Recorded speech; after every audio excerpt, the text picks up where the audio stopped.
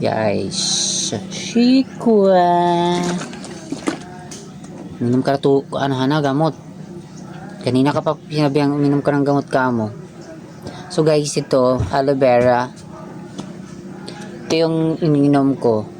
Naka-5 ganito na ako. Naka-5 1 liter na aloe vera. Ano ba yung aloe vera guys? Ito. Aloe vera is ano siya, stabilized aloe vera gel. Maganda siya sa may mga acid, GERD, gastritis. Naka-neutralize siya ng acid reflux at tiyan. Lalo pag may mga gastritis kayo, bloated kayo, maganda siya. Marami ding benefits dito kasi anti-inflammatory, anti-inflammatory siya. Yung aloe vera. So, tinitake siya every bago ka kumain o bagong gising. Tinitik mo siya kalahating baso. Dahil wala akong baso, ito ra. Kalahati ra guys. Ayan o. Kalahati. Pang last na to, pang 5. Good for 1 month kasi binili ng ate ko. So bari, 5 bottle. 5 bottle na ganito. Ay, 4 ba? 4 na ganito. Tapos yung isang flavor na nectar. Ito kasi pure aloe vera, tapos 3 kasing klase na aloe vera, nectar, tapos yung isa ito pure. Tapos iniinom mo siya, tapos pwede mo siya imumog. Maganda din sa may mga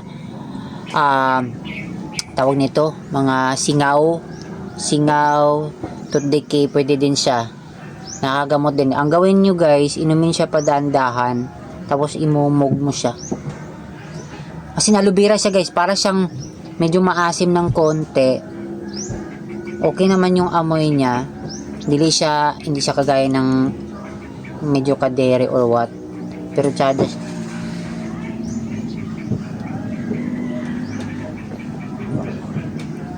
Medyo maasim lang siya pag yung pakiramdam. Para siyang apple cider.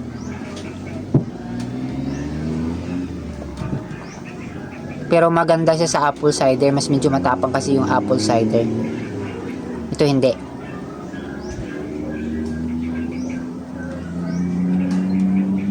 Tapos yung discomfort sa tiyan, yung paraki kang bloated, parang busog ka na iwan. Tapos pag hindi ka makapoop ng ilang days or ilang week, ito maganda, in-neutralize na yung mo. Tapos maganda din siya basta maganda siya sa health natin yung aloe vera. Pwede nyo i-search ko ano yung benefit ng aloe vera.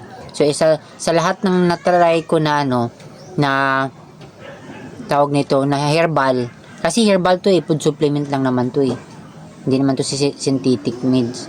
So, kasi nakalagay dito approved therapeutic claims. So hindi siya as in herbal lang siya. Sa lahat na natry ko, ayoko na i-mention ko dito lang ako gumaling kasi for the past how many days, mga almost 1 month hindi ako nakalakad, wala akong lakas. So ito yung nag-restore sa akin, aloe vera lang. And then pag may mga GERD, ulcer, gastritis, ganun, dapat kumain ng padahan-dahan. Kumain ka ng 5 times a day, na which is small amount of meal lang, wag bigla-bigla. Then avoid yung mga spicy, citrus, kasi yan yung nakaka-trigger sa mga may GERD, acid reflux, gastritis, ganun. Kasi sa akin parang may ulcer na siya kasi meron na akong something na sobrang naramdaman, sobrang sakit, sobrang discomfort. So FYI lang guys, yung mga may GERD, ulcer, mataas yung acid, malaking epekto po yan sa kidney, liver, and pancreas natin. Even yung our heart, lalo na sa lungs. Kasi ang heart sisirain niya yan. Kasi ang acid napakatapang niya. Kaya niyang butasin kahit ano. So how much more yung small intestine natin. Yun yung pakiramdam ko kasi every moment dumating yung time na magbabawas ka or yung alam mo yun, yung magpupup ka, manghihina tuhod mo, mahihilo ka, as in, di ba dumating yung point niya. So big sabihin nag-worse na yung simpleng acid reflux lang na pinapabayaan nyo, Huwag niyong pabayaan. Uminom kayo ng aloe vera. Kasi proven na siya eh. Ate ko kasi, mas nauna siya. 3 months sa kanya. Na-stress din siya. Stress tapos, ganon. To susundan yung dalawang cup na tubig. Bago nyo, after nyo uminom. Para ma-distribute niya na maayos dun sa sa small intestine at saka large intestine, ma-occupy niya lahat para may tubig.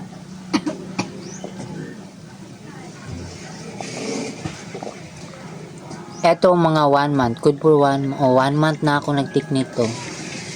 Medyo siya, pricey siya kasi ang isang ganito is 1,349.48 ang isang ganito, pero guys, sobrang worth it yung effect niya sa katawan kasi as in babalik talaga yung lakas nyo.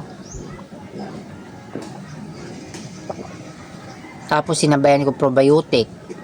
Nag-start din ako ng probiotic, ibang brand. May probiotic din sila, maganda yung probiotic din nila. Guys, hindi ko to hindi ko siya binibideo dahil binibenta ko. Hindi naman ako member dito eh. Ate ko ang member dito kasi nung nagkasakit siya during pandemic sa Manila, ang dami niyang check up, nakailang doktor na siya, nakailang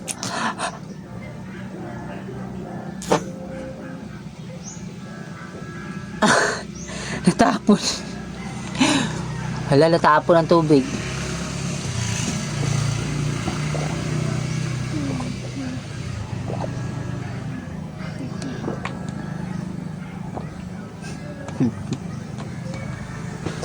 Ayun guys, kasi yung ate ko, pandemic, na-stress siya, yun. Ang dami niyang resita sa doktor, na gano'n, daming pinapagawa. Tapos, yung gamot, grabe nakaka-trigger sa kanya kasi nagsusuka na siya ng kulay green. Tapos parang lantang gulay na siya. So, tinigil na yung gamot. Kasi para pakiramdam niya parang mamamatay siya sa gamot. Ay, thanks Lord. May nag-refer sa kanya, ay nag-introduce sa kanya, friend niya, yung aloe vera nga, ito nga aloe vera. So, nitry siya, medyo mahal. Nag-try siya una ng 2 ata, yun. Oo, nag-try siya.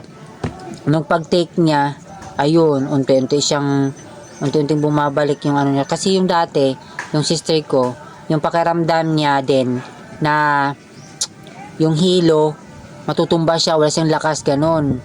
Takot na din siya maglakad-lakad na walang kasama. Nakagaya ko. Oo. Ngayon, bumalik na, awa ng Diyos, hindi na siya ganun. Sa awa ng Diyos, umuwi kami ng province. So, pinatry niya sa akin.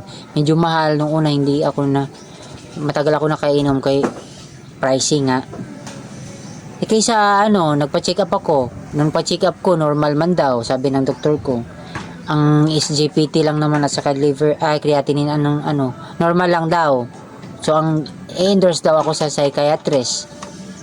Kasi, yung acid, GERD, gastritis, magkaroon ka talaga ng anxiety, saka depression, kakaisip ko ano yun kasi paiba-iba yung symptoms. So, much better mag-aloe vera ka kasi kung ganun yung findings na normal lang pala, so tigilan natin yung take ng gamot kasi ang gamot talaga, mga synthetic meds, kahit nga vitamins may side effect sa pancreas, sa liver, sa kidney natin. Maawa naman tayo sa kidney natin kasi yung kidney natin taga-sala ng mga dumi natin yan. Yung atay natin taga-neutralize ng mga kinakain natin. Yung pancreas din, support din sa natin. So, much better mga herbal food supplements and healthy food, healthy diet, and presence of mind, prayer. Ganun talaga. Ang sobrang thankful ako sa aloe vera. Thankful talaga ako, sobra. Napaka worth it. Sa mga may GERD, mga anxiety, try nyo na, gastritis, may problema kayo sa ulo. Huwag nyo antayin magkaroon kayo ng cancer. Kasi sa akin guys, nag-poop na ako na may kasamang dugo. Dinededma ko lang. Kasi the more na iniisip ko baka ma-depress ako mas, at kasi ako ng anxiety. So, dedma lang.